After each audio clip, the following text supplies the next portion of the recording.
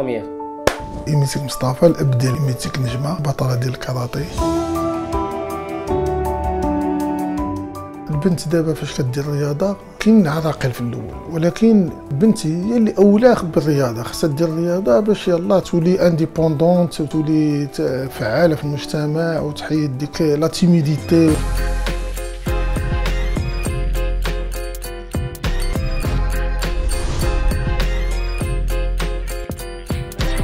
فاش دخلت الكاراتيه الشخصيه ديالها تبدلات، ولات فعاله، ولات كتعتمد على راسها، مابقاش كتعول على الوالدين بزاف، وكتخرج هي وتقدر تسافر مع ديك كيكونوا لي زوبن على برا.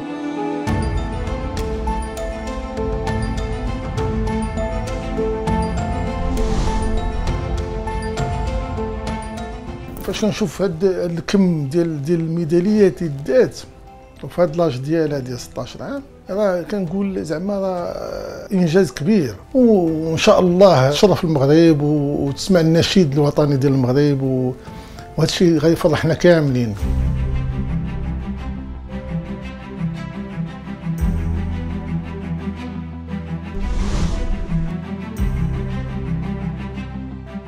ديسيديت باش ندعمها لانها بانت فيها لا غرين دو شامبيون فيها. كنقول انا ما غاديش نوقف ليها هي بطريقه غادي ندعمها بكل الامكانيات اللي عندي حتى نوصلها.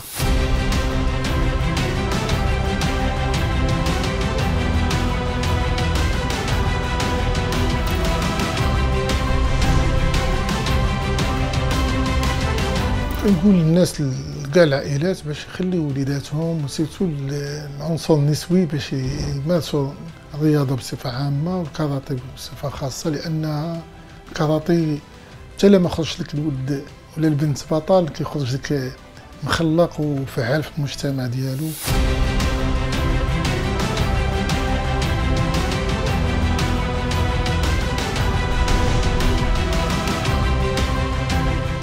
ثابري يا بنتي وخدمي على راسك ان شاء الله. عارف الطريق صعيبه، ولكن كتضحي باش تزوجي ما بين القرايه والرياضه، صعيب بزاف، ولكن كنطلب منك يا بنتي باش تصابري وتكملي تمشي على الطريق اللي غادا فيها باش ان شاء الله تهزي الدرابو ديال المغرب في المحافل الدوليه ان شاء الله، وتحققي نتائج كبيره لا في الرياضه لا في القرايه ديالك ان شاء الله.